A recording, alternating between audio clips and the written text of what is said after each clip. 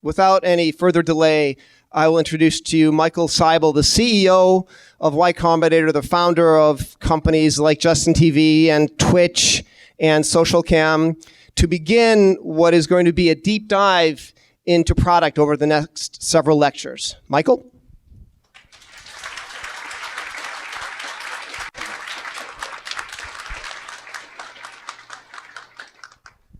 So before I begin, I kind of had a conversation with Jeff, and I wanted to say a couple things about my experience at Justin TV and Twitch. So what I will say is that we broke many, if not all, of the rules that I'm about to tell you at various points during our company. The things that allowed us to survive were, one, our founding team was extremely technical. Justin, Emmett, and Kyle all were amazing to work with. And basically, what I found amazing about them is they were not intimidated by any technical challenge. I think that I would not be standing here if I wasn't privileged to work with them. And so I think this is something that a lot of companies, a lot of startup founders don't truly understand. Like, that fact allowed us to break a lot of rules. The second is we didn't spend a lot of money. We moved out when we were 21, 22, 22, and 23. We lived in a 2-bedroom apartment. That apartment cost $2,500 a month. We were each given $500 a month walking around money, which technically is against the law because it was below minimum wage, but who cares about laws? And that was it. That was the game. Emmett got his own bedroom. Kyle and Justin slept in bunk beds. I slept in the living room and sometimes on the balcony. We just didn't spend much money. That gave us a lot of ability to screw up and make mistakes. And then I'd say the last thing that was kind of interesting, I only realized later, is that our ego was highly tied to our startup. We were not doing a startup to have a cool resume item. It was really the only thing we had done on our own. And so I think at various points during the company, when it looked like we would fail, basically our startup failing was our life failing, right? It was like, well, this is the only thing you've done so far, and so if it fails, you get F on life. And I think that we all had that feeling very internally, and therefore we just couldn't really conceive of giving up. So I think more than anything I'm going to say in the rest of this presentation, those were the three things that saved our company, made our company work. And strangely, I don't even think if you take one of those things away, any one of them, we would have died. So this isn't one of those things where it's like, oh, you can grab for one or two and that's pretty good. We needed all three or else game over. So as I get into product, I'm going to tell stories from Justin TV, from really early days at Twitch when I was still there, and then also from a YC company from a couple batches ago named Poppy. It's a company that I've advised since, I've invested in, did YC, great founder named Avni, and weirdly I just feel like I needed to do a case study outside of my own story. Somehow it's going to help share these lessons a little better. So I always like to start with, what problem are you solving? Because when I'm pitched by founders, most often they just want to tell me what their idea is, what they're going to do, what their product does. And I think what's interesting is that, like, oftentimes they don't even know why. They don't know what's the problem that they expect to be solved at the end of what they're doing. Now, I think that for some businesses, it's totally fine, right? I think that especially if you're early on, especially if things are still in project phase, whatever. But I think at some point, pretty early on, you have to figure out, what are we doing and what do we expect the result to be? So at Justin TV, the first thing, the problem we were solving was entertainment. We were making TV shows. Justin was the first one to broadcast his life 24/7. It's supposed to be a TV show. So actually pretty easy for us to understand whether that was working or not. Is anyone watching, right? That's the problem we were solving. People watch TV shows. No one was watching, so we didn't solve the problem. Then when we pivoted to an open platform, the problem became, can we let anyone broadcast live? Like that was the problem we're trying to solve. Anyone can broadcast live on the internet. And once again, once we understood that, it was very easy for us to judge whether or not someone could do it. We had this open platform, is anyone using it? But I think that like that was key to what we were doing. And then sometimes when I talk to founders, there's something they want to do in the world. There's a problem that they're kind of vaguely interested in, or there's an idea they're vaguely interested in, but they really haven't nailed down what's the actual problem they're solving. If you don't know the problem, you can't know whether you solved it. The first thing I ask founders, can you state the problem clearly in 2 sentences? If you can't, you don't know the problem, right? In fact, it should really only take you 1 sentence. So if someone asks you a problem you're solving and you find yourself delivering an essay, you're doing it wrong. 2, have you experienced the problem yourself?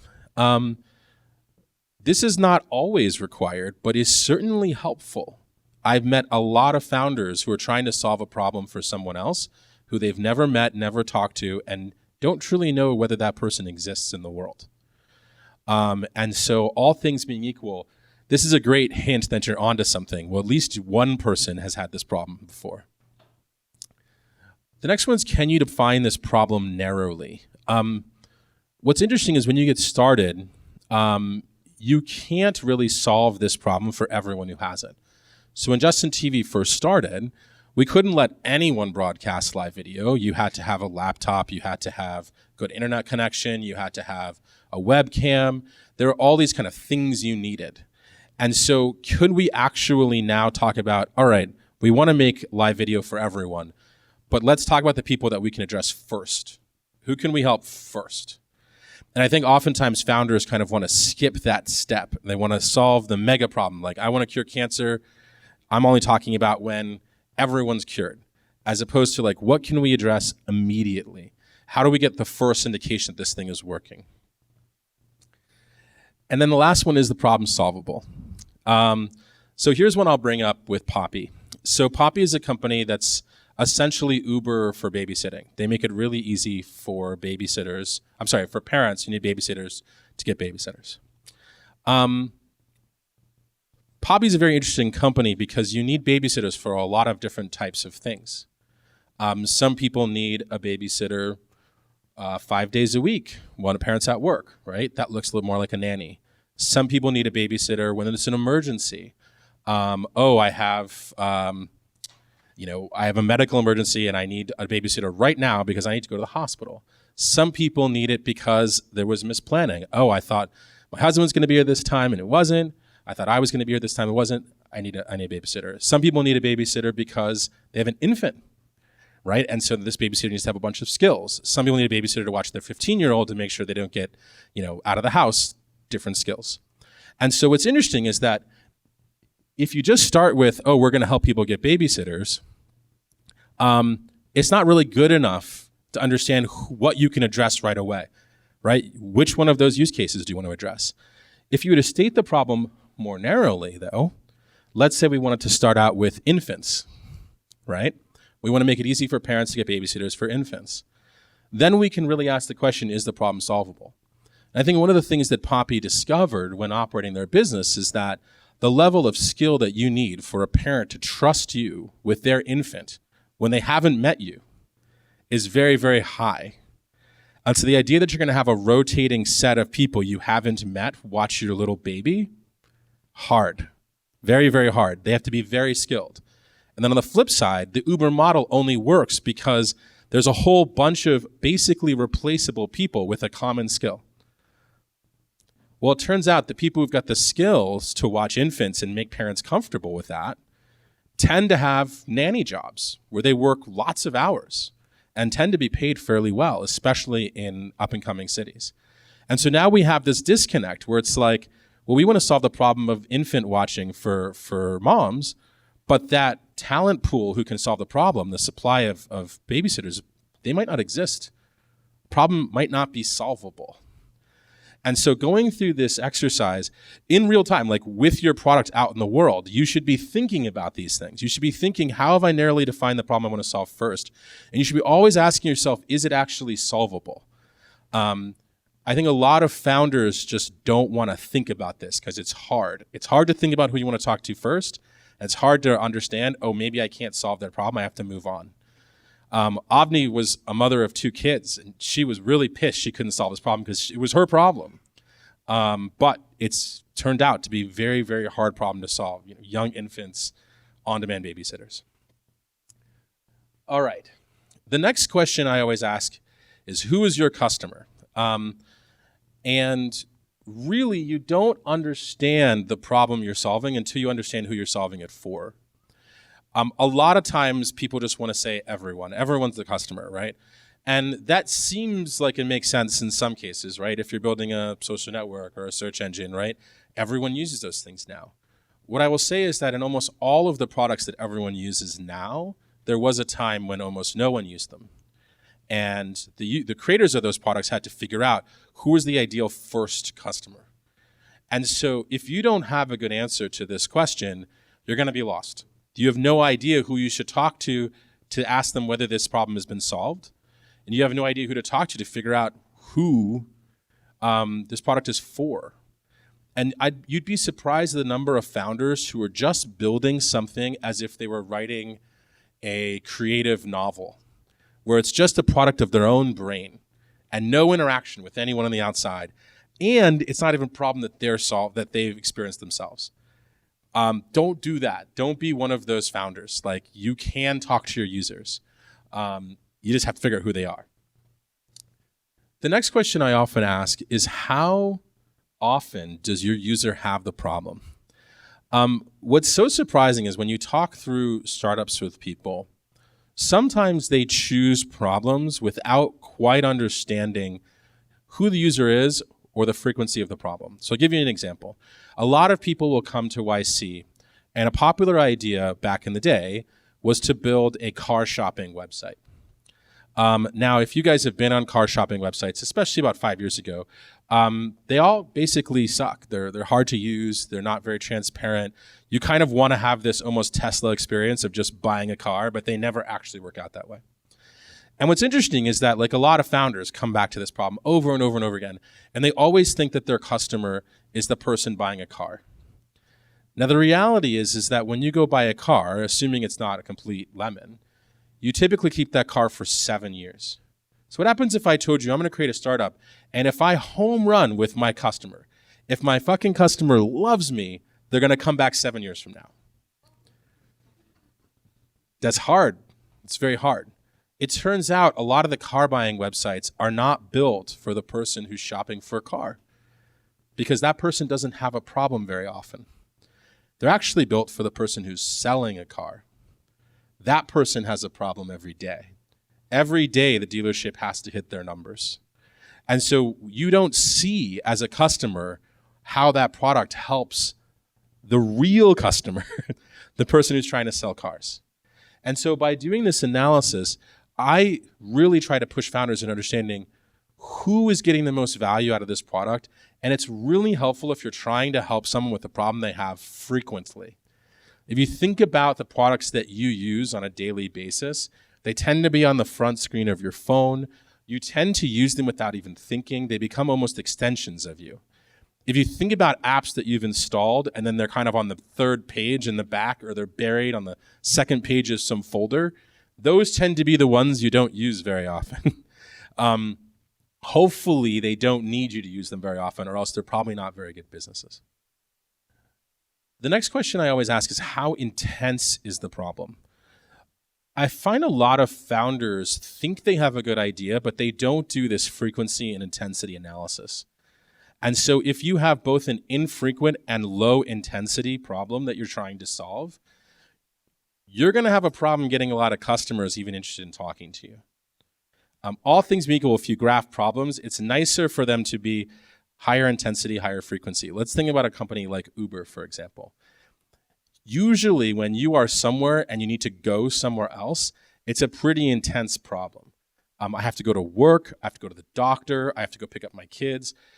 They're so intense, you might have bought like a $20,000 car to help you do those things, right? So it's an intense problem. And then when you think about frequency, how often do you move more than a mile, more than walking distance every day? Happens a lot. And so if you think about that, even though You look at the taxi market and you say, oh, taxis, before Uber, taxis, that's not that big of a market. If you just look at the customer, you say, high intensity problem that happens very often, there's probably a good business here. The last one is, are they willing to pay? So many founders who come into YC, their first thought is completely wrong on this front. Their first thought is, I need to give it away for free because that's the only way I'm going to get users. One of the things that I always push them to do is think about it this way.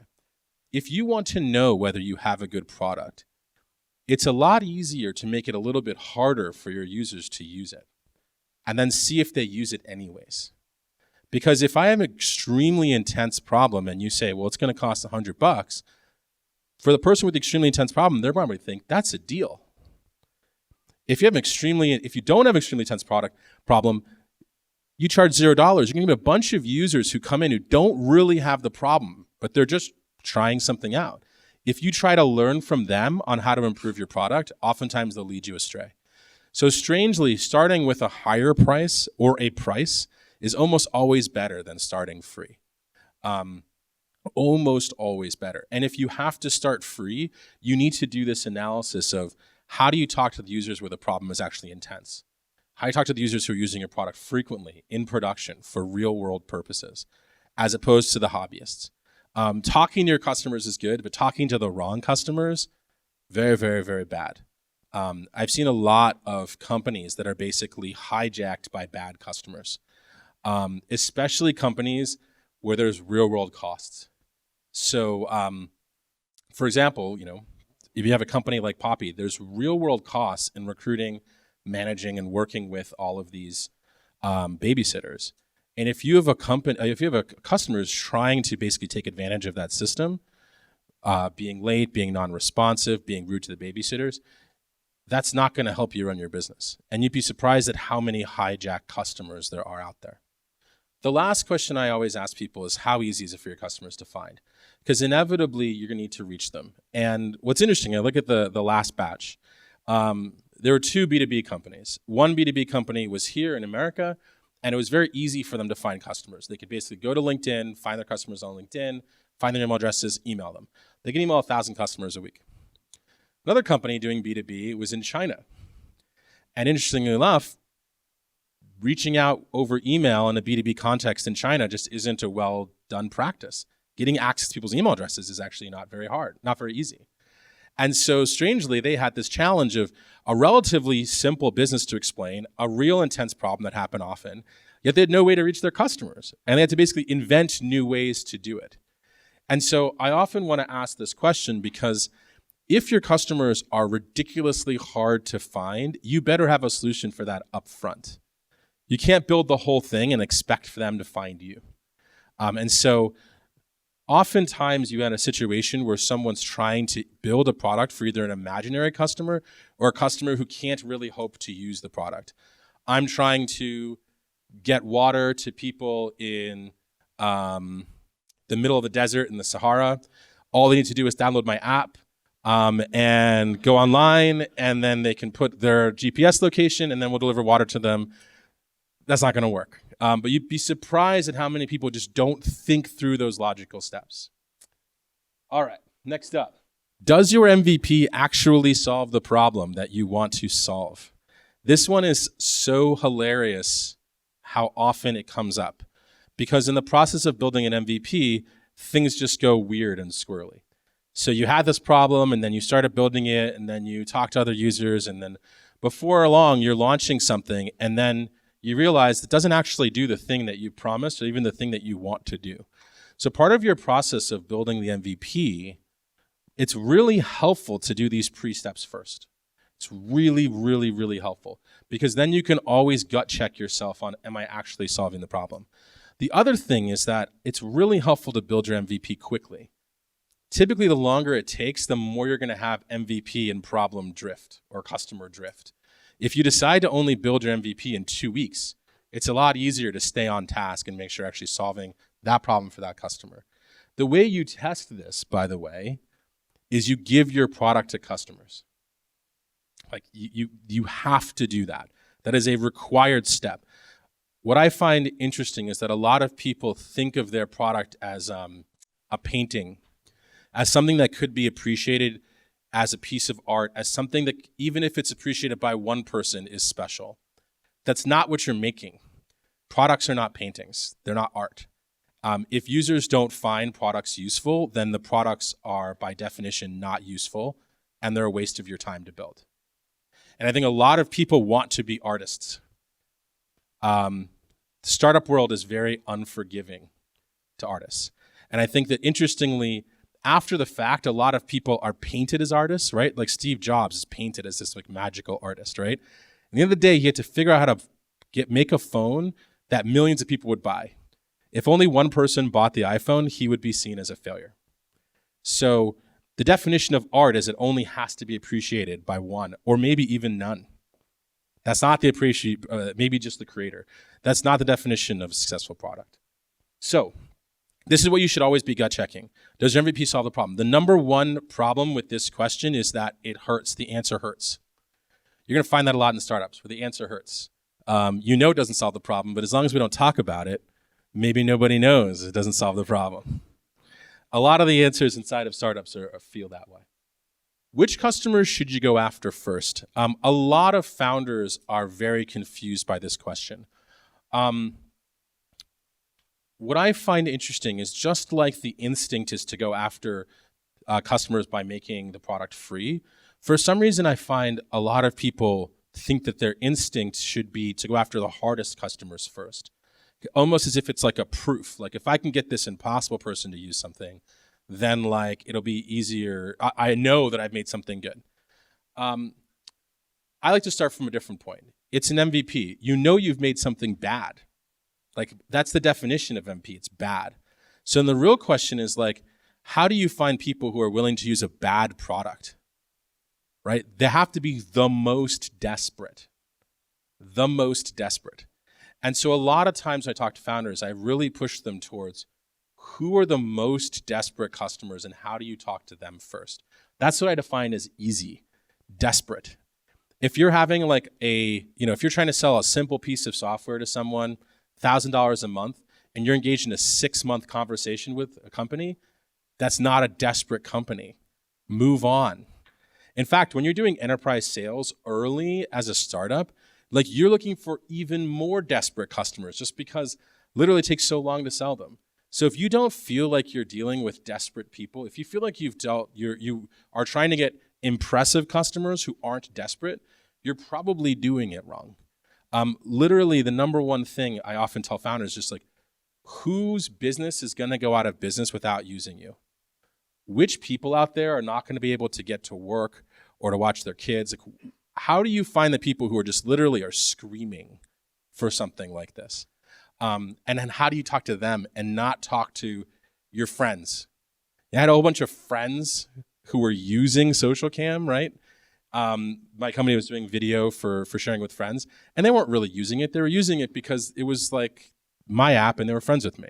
I literally had one friend who was like super honest about this, Steve, the CEO of Reddit. When we sold SocialCam, he literally said, "Thank God, now I can delete this app from my phone." So the perfect definition of someone you should not be trying to get product feedback from, right? And so he didn't have the problem we were solving. Many of your friends won't have the problem that you're solving. Make sure you find and by the way, the kind of community of startup people and or investors usually don't have the problem that you're solving. So if you're using investors as a trigger for, am I solving the right problem? Or like, do they find this useful? It's almost never the case. I'm almost never the user of a product that comes into YC. And so ignore your investors, ignore your friends. Like they will lead you 100% astray. Out of good intentions, they'll try to be helpful. Well, I've never lived in the Sahara. I've never been thirsty, but maybe it should work like this, right? Like horrible. Run away, run away. Once you start having customers, I think it's a very helpful exercise to try early to identify bad customers. These are people who are blasting your support. These are people who are constantly complaining. My co-founder, Justin, he had a company that was basically on-demand personal assistant. And he was the first one who I met who actively fired a customer. It was basically like Uber for personal assistants. It was called Exec. And literally a customer would have the exec do something like crazy, like something you couldn't do, right? Like, reorganize my house the way I want things organized, and I'm not gonna tell you how I want them organized. Or go shopping for me, but I'm gonna critique every single like piece of fruit and vegetable that you picked out. So there's like completely unrealistic expectations. And so after refunding the person 4 times for 4 different tasks, the person did a 5th task on the product, right? Because he's getting a bunch of value for free. And Justin calls him and says, you're fired. You can't ever use the product again. Like, look for those people, because if you are delivering anything of value, there will be people trying to exploit that value. And some might be doing it not out of the goodness of their heart. So don't let these people lead you astray. We already talked about this. Don't discount. Now, here's a caveat on discounting. Parker from Zenefits came to YC a couple years ago, and he gave this great talk about enterprise sales. And Zenefits is a product that's given away for free, so it's actually kind of an interesting enterprise sale. And one of the things he said that really got to me was that there are ways to convince organizations. Basically, you can structure discounts and incentives into your sales pitch if you basically understand what value you're getting back. So his example was he would try to sell to a company to switch on to Zenefits for their healthcare. And he would say, look, because of this third party, let's just say AWS, has given us a discount. Who knows why, right? We just bought dedicated instances, so now we have 40% lower AWS bills. So we can actually pass on some benefit to you, but only for the next 30 days. Now, I feel horrible even telling you this because I want you to take as much time as you need to buy my product. I would just hate if you bought it on the 31st day and I couldn't give you this discount. Now, this isn't a let me give this away for free, like because I'm afraid people won't use it. This is a very structured process that he did. He basically incorporated a deadline based on some third party providing a benefit to the customer. And he knew that when he said this to the customer, every time that this was talked about internally, the deadline would be brought up and the discount would be brought up. And suddenly this has now become not a way to be afraid, right? I'm not sure if I'm going to get customers, let me just make it free. It became a way to speed up the process. And his discount was just baked in. Like, he just priced the product 15% higher. So it's like literally like, that is the way to do it. The way not to do it is, I'm afraid no one's going to use it, so I have to not charge any money. Okay. The next is how to set up metrics. How many of you are using Google Analytics as your primary metrics product? Raise your hands. Okay. You are doing it wrong. Yes. So setting up metrics is something that's like super important very early in your company, because it's how you know whether your product is being used or not. And it's one of the number one sources of new product ideas and inspiration. So Google Analytics, I would say, is a great product for knowing how many people came to your website today and how many pages they viewed, which used to be relevant and is not really relevant anymore, and where they came from. What it's not a great product for is identifying what people's actions were when they were using your product. Did they click this button? Did they see this screen? How long were they on the page for before they did something else? Did they leave something in their cart? For all of those things, you want an events-based metrics product. Mixpanel, Amplitude, Heap. I think we've funded like 50 of them. There are like 100 of them out there. You should be using one of them. If you're not, you can't be sophisticated at building your product. This is just kind of a prerequisite. So get on it. And this goes back to the early thing that I mentioned, which is technical teams. For a technical team, implementing Mixpanel is ridiculously easy. For a non-technical team, it's basically impossible. This is just one of the many advantages of having a highly technical team. You actually know what your users are doing. Without this, you're just missing a huge part of what you need to know. The next thing, and Suhail from Mixpanel gave a great talk about how do you set up Mixpanel. one of the challenges of setting up Mixpanel is the second that you're sitting there saying, I want to track what my users are doing, you can come up with like 150 things your users can do with your product, and you want to track all of them. That's often a mistake. If your analytics product has got too many analytics in it in the beginning, it will be hard to use. And part of what you're doing, if you've never used a product like Mixpanel before, is learning how to use it. And most importantly, teaching your employees and your co-founders how to use it. Because this product should be a product that everyone in your company understands how to use. Because everyone in your company should understand how the product is functioning. This is not something that like the CTO uses and creates reports from. This is an interactive product that everyone can use. So to start, pick 5 to 10 simple stats. Let's take Instagram as an example, right? If I were to pick 5 to 10 simple stats for Instagram, let's say opened the app, created an account, took a photo, applied any effects, shared the photo.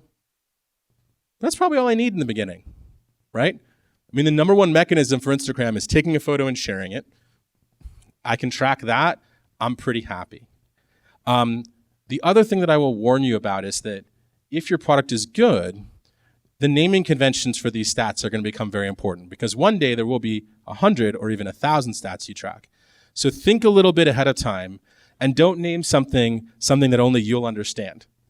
Make sure that if your company's good, many people will have to look at these stats. Make measurement a part of your product spec. Oftentimes, when I talk to founders, they say, we built it on this release and we'll add the measurement some point in the future. I don't understand how that works. You build something you want people to use, but you're not incorporating the measurement that tells you whether people are using it. That doesn't work. Building measurement is part of a product spec. So when you spec out a product, you better spec the stats you expect to be tracking, and you should also spec the stats that you think are going to improve when you're building that product. That should be part of the spec. It should be part of the first release. Otherwise, you're flying blind. And this is just countless times at Justin TV, this has screwed us. Okay, product development cycle. So Justin TV was, and Twitch, was 3 Yale kids and 1 MIT kid. At Yale, probably the most productive skill you're taught is how to argue with other Yale kids. And so the number one way to get product developed at Justin TV was to win an argument with the 3 Yale kids. Kyle disliked this so much that he actually switched his sleeping schedule so that he wouldn't have to be involved in these arguments. So we were awake from about 8 a.m. to about 12 midnight. He would wake up around 11 midnight and write code all night and then go to sleep in the morning so he wouldn't have to argue with us on what stupid thing to build. One of the classic arguments at Justin TV that lasted approximately 3 months was the background color for the original site. So the original site is just one page.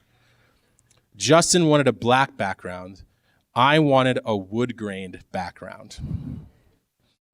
3 months debate, we settled on changeable backgrounds. So there were 5 background options.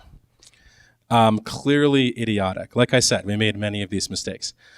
We didn't actually really learn how to do a product development cycle until we failed at it for about 5 or so years. And during that time, this is what bad product development cycle looks like. 1, we would release every 3 months. For a web-only product, that is horrible. Second, we would have a product meeting and we wouldn't write anything down, right? It was just 4 of us. Can't you remember? You're an idiot if you can't remember a conversation 4 people had, right? And if you forget something, just ask one of the other 4 people in the room, right? No. So as a result, during the first month of the dev cycle, we'd all go off working on slightly different versions of the thing we wanted to build because we didn't write down the spec. Then at the end of that month, we'd come together and we'd be like, oh, wait, we're not really building all the same thing. And then we'd have another product meeting where we didn't write anything down and go off and build again for another month. At this point, right, 2 months in, we probably have about 3 weeks of productivity and about 5 weeks of just stuff that's gonna have to be thrown away. At this point in, we kind of come back together and realize that we're not 2/3 of the way done through this sprint. We're less than 1/3 of the way done. And we're starting to get sick and tired of this feature that we're building. So then we basically say, all right, slash and burn. Let's just make a shitty version of it. And we take another month to do that. Now we've worked on this product for 3 months. If you had any good or new or interesting ideas during that 3-month period of time, you were told, we're already working on something else, so your ideas are worthless. Just write them down somewhere, whatever. We're working on this thing right now. At the end of the 3 months, instead of wanting to iterate, we were sick of the goddamn feature. We just spent 3 months building poorly. So we would launch it, and if it wasn't used right away, we would come up with some new brainstorm on some brand new feature that would rescue the company. This is the wrong way to run a company. It was absolutely horrible. I was talking to Jeff earlier. The major product decisions that Justin TV made that carried through to Twitch to today was chat on the right, video on the left. We decided that in 2006. It is the same way 2018. The vast majority of the product decisions we made were horrible and never saw the light of day because they went through a process like this. So if your process revolves around arguing, revolves around not writing spec, revolves around long dev cycles, you are doing it wrong. You are 100% doing it wrong. What I'm going to give you is a model of how we figured out how to solve the problem. Steal as much or as little of this as you want, but understand that if you have any of the symptoms I'm talking about, you need to solve them, or else your company is just going to be much less productive than it could be. First, you need to actually have a number that you track that reflects how good your company is doing. Almost always, if you ever are going to charge money to your customers, this number should be revenue. Almost always. If you are never going to charge your customers money, like Facebook, then maybe it should be a usage-based metric. Like how often do your customers come back every day? Like DAUs. It is almost always one of those two. Usage if you will never charge the customers, money if you will charge the customers. Many people will invent reasons why these two metrics don't apply to their business. 1% of them might be right, 99% of them are probably wrong. Whatever this KPI goal is, make sure that you're measuring it. Make sure that everyone in your company knows what this goal is every day. Helpful to put it on some screen somewhere. If an investor asks you what your KPI is, you not only should be able to say what it is, you should be able to say what the metric is. You say where the metric is now, where it was 3 months ago, where it was when you started. This is kind of table stakes. The next thing that we would do is, as kind of product person, I would come into the meeting and I would say, this is the KPI we're looking to improve this cycle. At SocialCam, the top level KPI was DAUs. And the 3 ways that we thought we contributed to DAUs was either new users, retention of users, and new content created. Those 3 things. So every cycle we ran, one of those 3 numbers, moving that number to the right direction, was the goal. And we'd run an open brainstorm. Brainstorm for us would take a couple hours. And it was a real brainstorm. It wasn't a brainstorm where like you say, what about this? And your co-founder says, that's a dumb idea. That's not a brainstorm. The real brainstorm is that any idea that's stated is written on the board. The cool thing about these brainstorms is that everyone's computers were always open to Mixpanel. So if you had an idea or you had a thought, you could always just go in and check the metrics and see like, oh, is that right or is that wrong? You'd be surprised at how much value there is in seeing your idea on the board. Not everyone's going to get to have built what they want to have built, but the fact that your idea was considered and added to the board actually makes people feel a lot better than otherwise. People feel horrible when their ideas are shot down. CEOs, their job is to make their employees not feel horrible all the time. Sometimes I think CEOs think their job is to shoot down ideas. It's not. It's not going to help you at all. And everyone, by the way, in our company participated in this brainstorm. At that point, that was 4 people, so easy to do. The next thing was we did what's called easy, medium, hard. So our brainstorm was actually typically split up into 3 categories. New features or iterations on existing ones, bug fixes and or other maintenance, and tests, A/B tests that we wanted to run. We'd have a whole board filled out with ideas on these 3 categories. And then we go through and do what's called easy, medium, hard. For us, hard meant it would take 1 engineer most of the dev cycle to build. Medium typically meant it'd take a day, 2 days. Easy means we could do multiple in a day. This was extremely important. How many of you in this room do not know how to write code? Raise your hand. There we go. I am one of you. It's extremely hard if you don't know how to write code to figure out whether your idea is easy to build or hard to build. That's something that you actually learn as a skill over time. And this process basically is the process that can help educate you. It turns out that easy ideas get built way faster, way more quickly than hard ideas. And it turns out that most hard ideas can be restated as an easy idea if you just understand what bits of your hard idea are both useless and hard. And most of the time, there are useless and hard bits in hard ideas that can just be removed. And so for us, this was educating everyone on the team. And for us, we had a cross-functional team, so someone might not realize that this is really hard on the video system. It might be an easy web feature, but hard on the video system, or vice versa. So this was basically educating everyone on the team on what's easy, medium, hard. It also created an objective standard by which to start thinking about these ideas. Instead of just based on the argumentability of the person delivering them, it was like, well, your idea is like really freaking hard and seems like it wouldn't move the numbers that much based on Mixpanel. Whereas like this other person's idea is super easy and probably can move the numbers a lot. The next thing we would do is we decide hard first. So we look at all the hards and we say which hard is going to impact the KPI the most. And then we move to easies, and then we move to, then we move to mediums, and then we move to easies. What was interesting is that like just with the ideas on the board and with easy, medium, hard, a lot of the ego was removed from the debate. Because one, you knew your idea had been considered. And two, you'd saw some objective measure about how hard it was. And three, because the board has a bunch of ideas on it now, it's probably pretty easy for you to find an easy idea that you really like. And so you're just going to be excited that that's probably going to get in, and your really hard idea, that's fine if it doesn't. The next step is you have to write the spec. This is where everyone fucks up. The meeting might be going on for 4 hours now. And this is the step no one likes. You actually go through and you actually write down, what do we mean by we're adding video filters to social cam? What do we mean by we're allowing people in Justin TV and Twitch to chat with one another? What does that actually mean? How is it going to work? This is really important. And once this is done, you can then distribute tasks to the team. Now, we would run these cycles every 2 weeks at SocialCam because back then, submitting to the App Store took longer. If you're doing a pure web product, you can run these cycles once a week. The rule that we had to make the team not hate these really long meetings, this was the only meeting we had. This is the only meeting. And so it might take 2 hours, it might take 6, but for that 2-week period of time, there were no other meetings. In fact, for me, being a non-coder, my number one job was to shut the fuck up.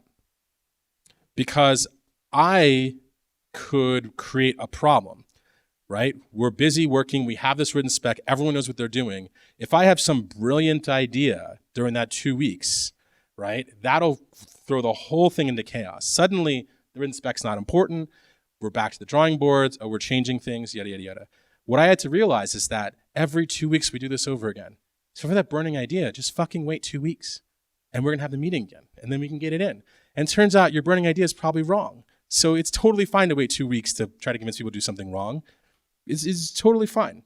As opposed to like having this cadence meant every 2 weeks we had success. Every 2 weeks, if we built what we said we were gonna build, we felt good. And then that cadence meant that we go into the next cycle and do even more. This cadence is extremely important because it's going to take you guys a long time to find product market fit. You're gonna be trying a lot of things. You're gonna be iterating a lot.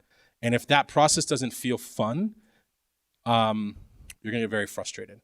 This made the process feel fun because we had goals and we accomplished them. Pivot versus iterate. A lot of YC companies, and a lot of founders in general will tell me, our thing isn't working, it's been 2 months, it's time to pivot. When I think about that statement, it blows my mind, right? You're building a new product for a customer who might not have ever used the product before. You're oftentimes exploring a problem that you only know to some degree, or you've only experienced it personally.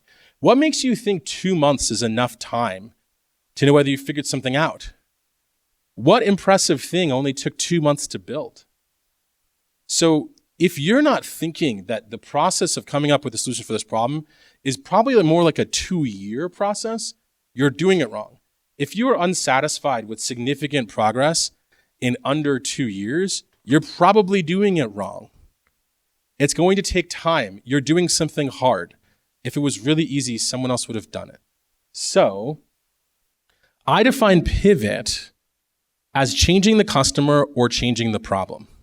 This should be rare. This should happen infrequently.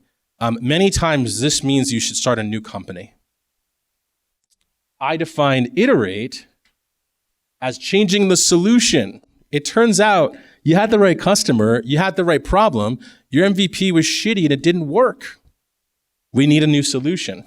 It turns out maybe your MVP was great, but it didn't solve the problem. We need a new solution. It turns out you showed the product to your customers and they didn't want to use it, even though they have burning problems. We need a new solution. Oftentimes I see this in reverse. People think solution first, and when the customers they thought didn't like their product, they try to find some other random customer who does, who might even have a completely different problem. And they try shopping around their solution because they think their solution is the genius part. I think the problem is the genius part.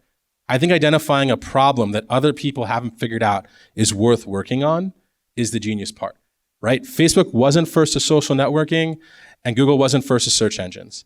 Their genius was understanding that the people who came before them hadn't solved the problem. And if they could solve the problem better, they'd build huge companies.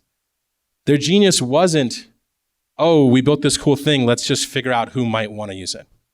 Wrapping up a little bit here, I like to tell the story about fake Steve Jobs versus real Steve Jobs. A lot of people think that Steve Jobs is this person they should emulate, but they have a false picture in their heads of what Steve Jobs was. They think that like he dreamed perfect ideas out of his head and into the world. And what's funny is that I think oftentimes people look at the iPhone as a perfect example of this. But they look at their iPhone today.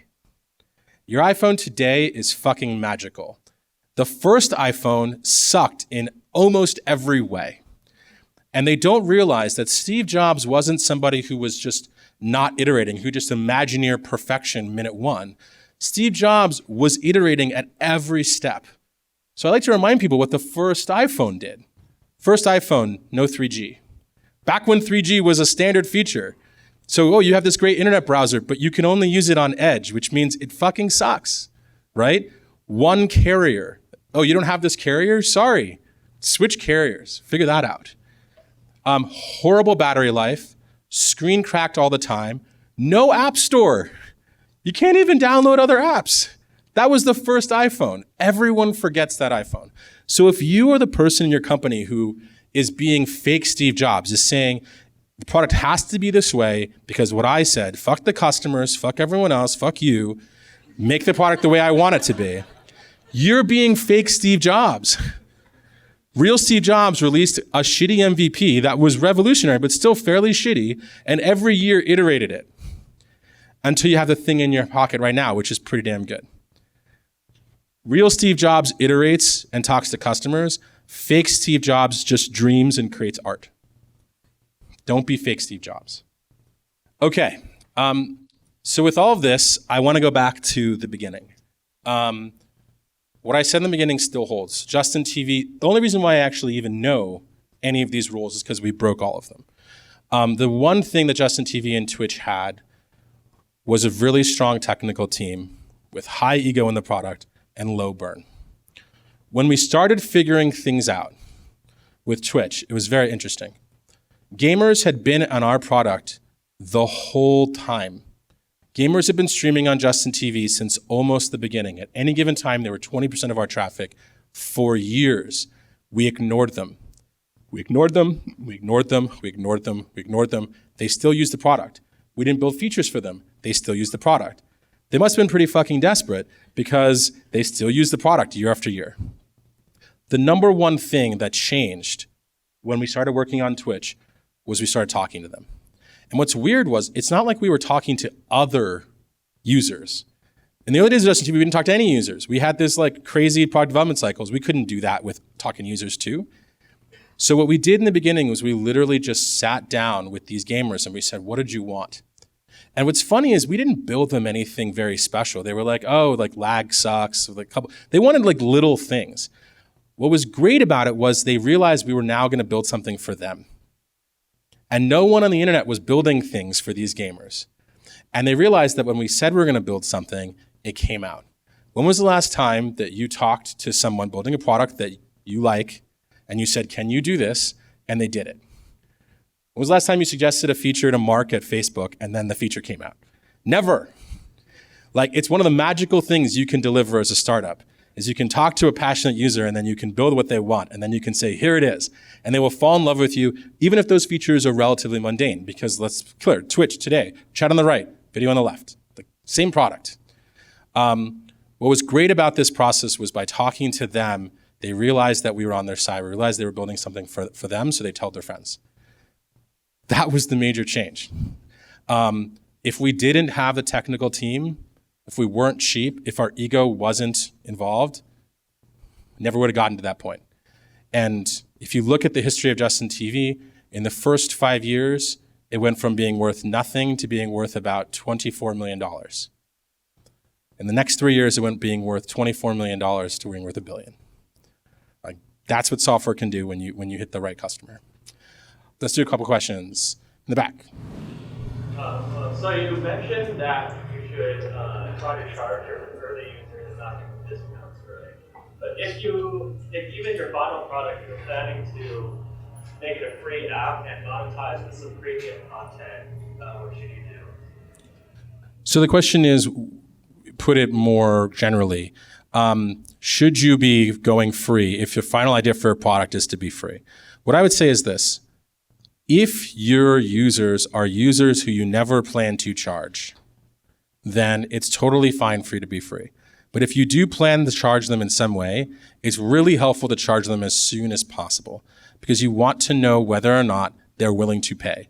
And certainly if their business depends on it, it's especially helpful to charge them.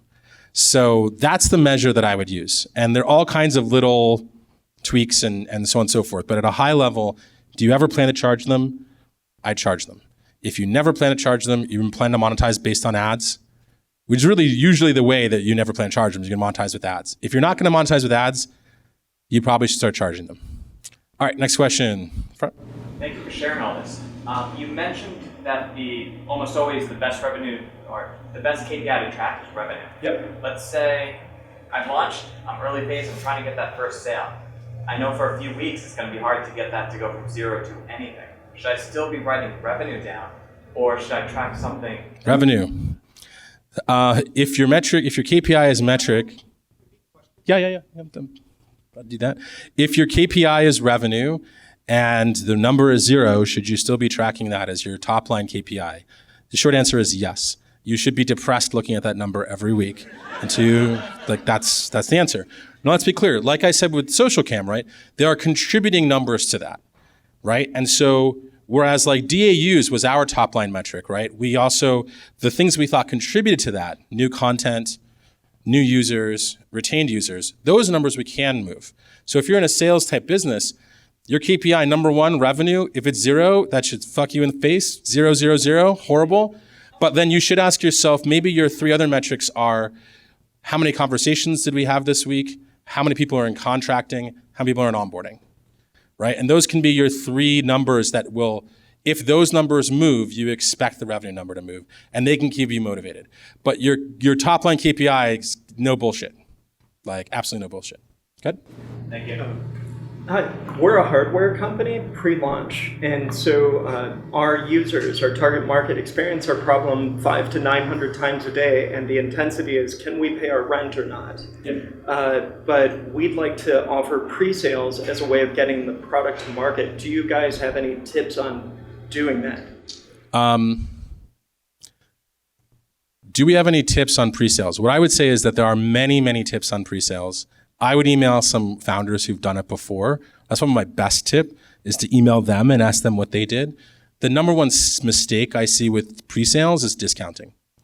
The number one mistake is that basically, especially hardware founders will misunderstand how much they need to charge so they don't lose money. And so their pre-sale becomes their death. So I'd avoid that.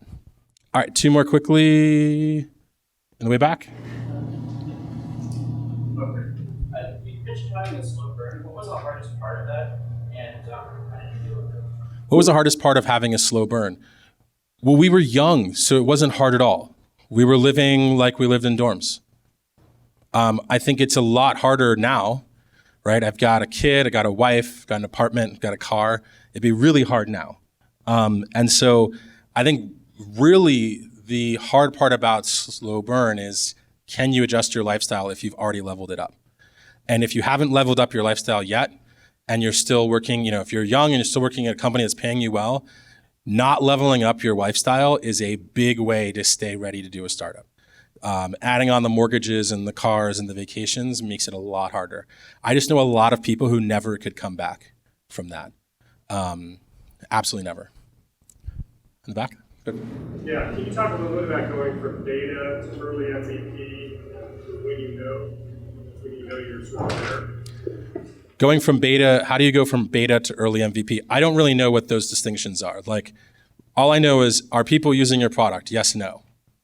Like, if people are not using your product, get to the point where people are using your product extremely quickly. Once people are using your product, there's all different labels for it: beta, pre-launch, alpha, blah, blah, blah. Who cares, right? It's just, that's the dividing line. Like, are people using your product? The next question is, are you actually solving their problem? That's the next question, not like, are we following this line of launching things? Most YC companies will launch many, many, many, many times. So that progression isn't really that important. Are people using your product? Great. Bam. You're launched. Congratulations. Call it whatever you want. All right, one more. Here you go. Yeah, I have a question regarding how to select what text feature to work on. You already mentioned it, and I'm sure that we should follow the metrics. But imagine that we have a pool of 2 or 3 passionate users, but each one wants something different. So we will be in a spot in which we are not sure which one will impact the metrics. So this is a great question. And I'll have an unsatisfying answer. So the question is basically, how do we figure out what to build next? Here's my answer. The reason why you have a product development cycle is that you can work on multiple things. Usually there isn't a right answer. Usually all of the things that you want to build won't work. So what you need to do is you need to create a process in your company to build things quickly so that you can actually see whether they work or not, and then you can iterate them from there. So it's far more important to have a technically talented team that can build MVPs quickly in a non-frustrating way and then measure the results than it is to be a super genius who can imagine what's going to happen in the future without actually knowing. Now, in the big picture, you have to have that imagination. For your vision for where it's going to be 10 years from now, you have to have that imagination.